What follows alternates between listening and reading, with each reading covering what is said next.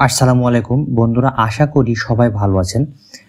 আপনারা কম বেশি সবাই জানেন যে মালয়েশিয়ায় বর্তমানে কলিং ভিসা বন্ধ আছে এবং সেটা কবে নাগাদ খুলবে সেটা এখনও মালয়েশিয়া ইমিগ্রেশন থেকে অথবা বাংলাদেশ সরকারি পক্ষ থেকে কোনোভাবে কিছু জানায়নি। এটা অনির্দিষ্টের জন্য এখনো বন্ধ আছে। যারা অনেকেই বলতেছে যে মালয়েশিয়া কলিং ভিসা খুব সহজেই খুব শীঘ্রই খুলবে, মেডিকেল শুরু হবে, এটা পুরাটাই এটা ভ্রান্ত ধারণা, ভুল ধারণা।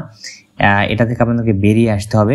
তো আমি যেটা টপিক নিয়ে আসলে আপনার সাথে আলোচনা করব সেটা হচ্ছে দালাল ছাড়া সরাসরি কোম্পানির সাথে যোগাযোগ করে মালয়েশিয়া কাজের বিষয় কিভাবে আপনি যেতে পারবেন। অনেকভাবে এটা অসম্ভব, আবার কেউ বলে শুধু বড় বড় লোকেরাই পারে, কিন্তু সত্যিটা আলাদা। তুমি আমি সবাই পারি যদি সঠিক পথটি আমাদের জানা থাকে। তো এতটুকু আপনাদেরকে বলবো, এই ভিডিও যদি আপনি শেষ অবধি দেখেন তাহলে আপনি নিজেই আসলে পুরো প্রসেসটা সম্পূর্ণ করতে পারবেন। তো চলুন কথা না বাড়ি শুরু করি। তো প্রথমেই বুঝে নেই যে সরাসরি কোম্পানির সাথে যোগাযোগ মানেটা কি। আসলে বন্ধুরা, সরাসরি কোম্পানির সাথে যোগাযোগ মানে হচ্ছে যে কোনো দালাল, কোনো এজেন্ট ছাড়া মালয়েশিয়া কোম্পানির HR ডিপার্টমেন্ট নিজে থেকে যোগাযোগ করা। তুমি নিজের চাকরির জন্য আবেদন করবে, কোম্পানি যদি তোমার প্রোফাইল পছন্দ করে তাহলে তারা তোমার নামে কলিং ভিসা বা এমপ্লয়মেন্ট ইস্যু চালু করবে বা ইস্যু করবে। এখন সেটা কিভাবে, এই পদ্ধতিটা এখন বিশ্বের অনেক দেশে স্বাভাবিক। মালয়েশিয়া এখনো ধীরে ধীরে এই সিস্টেম হতে যাচ্ছে, বিশেষ করে foreign worker recruitment portal EVDR with visa reference system চালু হওয়ার পর থেকে। এই সিস্টেমটা মূলত কিন্তু ইউরোপে চালু আছে। তাদের যদি কোনো লোকের প্রয়োজন হয় তখন তারা সার্কুলার দেয়, দেওয়ার পরে আপনি নিজে থেকেই সেখান থেকে একটা অফার লেটার সেখানে পাঠাবেন। পাঠানোর পরে তারা যদি মনে করে যে না এটা ট্রাস্টেড, তখন আপনার কাছ থেকে তারা আবার রিটার্ন একটা মেইল করে। তো আমি পরবর্তীতে দেখিয়ে দিচ্ছি। তো মালয়েশিয়া চাকরির ধরন ও ভিসার ক্যাটাগরি আসলে কেমন। তো আমরা যেটা জানি মূলত 3টা ক্যাটাগরি দেশে কর্মী নেওয়া হয়: জেনারেল ওয়ার্কার, স্কিল ওয়ার্কার আর প্রফেশনাল ওয়ার্কার। তো জেনারেল ওয়ার্কারে কারা যায়? ফ্যাক্টরি, কনস্ট্রাকশন, প্লান্টেশন, ক্লিনিং ইত্যাদি। আর স্কিল ওয়ার্কার যেমন machine operator, technician, welder, electrician. তবে আমাদের বাংলাদেশের পরিপ্রেক্ষিতে যেটা দেখা যায় সেটা হচ্ছে জেনারেল ওয়ার্কার বেশি যায়। তো সব থেকে ভালো আপনার কোনো একটি স্কিল অর্জন করা, তাহলে আপনি এই বিষয়টি সহজেই অর্জন করতে পারবেন। আর প্রফেশনাল ভাবে যারা যায় যেমন engineer, IT expert, office manager ইত্যাদি। তো তুমি যে ক্যাটাগরিতে পড়ো না কেন, যদি কোম্পানি তোমাকে চায় তাহলে তোমার জন্য ভিসা আবেদন করতে পারবে। কিভাবে সরাসরি কোম্পানি খুঁজে বের করবো, এখন আসল বিষয় হচ্ছে তুমি কিভাবে কোম্পানির সাথে যোগাযোগ করবে। আমি এখন 5টা রিয়েল প্র্যাকটিক্যাল পদ্ধতি বলছি। যে মালয়েশিয়ার অফিসিয়াল যে পোর্টাল আছে সেটা হচ্ছে যে jobstreet.com.my। এটা আমি, যদি আপনারা চান কমেন্ট করবেন, আমি আপনার এসে কমেন্টে দিয়ে দেবো, পিন করে দিয়ে দেবো। আরও কয়েকটি জনপ্রিয় ওয়েবসাইট আছে indeed.com.my, এখান থেকে খুব সহজেই জব এইগুলি আপনি সহজে আবেদন করতে পারবেন ভিসার। এখানে গিয়ে তুমি foreign worker, Bangladesh worker, manufacturing operator এই কিওয়ার্ড দিয়ে সার্চ করলে অনেক কোম্পানি পেয়ে যাবে। চাকরির নিচে HR ইমেল বা অ্যাপ্লাই নাও অপশন থাকে, সেখান থেকে নিজের CV সাবমিট করতে হবে।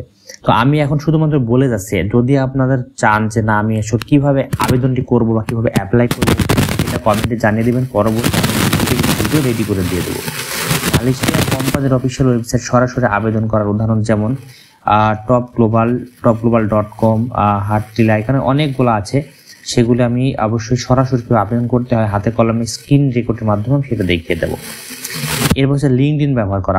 আপনাদেরকে লিঙ্কডইন প্রোফাইল আপনাকে ইউজ করতে হবে। লিঙ্কডইন এখন মালয়েশিয়া অনেক রিক্রুটার প্রিয় প্ল্যাটফর্ম। তুমি নিজের প্রোফাইলটাকে প্রফেশনালভাবে সাজাও, একটা পাসপোর্ট সাইজের ছবি, কাজের অভিজ্ঞতা, স্কিল লিখে hiring foreign work in Malaysia বা HR রিক্রুটারদের সাথে ডাইরেক্ট মেসেজ পাঠাও। তো এটা কিভাবে আসলে করে, এটা লিঙ্ক কিভাবে প্রোফাইল সাজাতে হয়, কিভাবে মেসেজ করতে হয়, A to Z আমি ভিডিওর মাধ্যমে দেখিয়ে দেবো। যদি তোমরা চাও সেটা কমেন্ট করবে। ইমেলের মাধ্যমে সরাসরি যোগাযোগ করা। যখন তুমি কোনো কোম্পানির নাম পাবে, যে গুগলে লিখে কোম্পানির নাম, HR ইমেল, HR ইমেল ছোট একটা প্রফেশনাল আবেদন পাঠাতে হবে। ইমেল, তোমার ছবি, পাসপোর্ট স্ক্যানিং সবকিছু তারা সেটা দেখবে।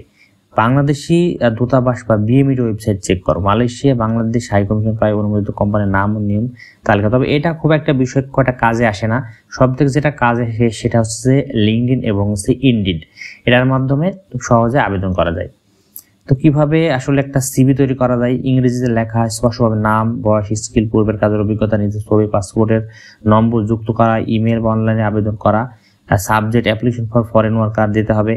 বডিতে সংক্ষিপ্তভাবে লিখে দিতে হবে যে তুমি কি করতে পারো, কোন বিষয় তুমি চাও।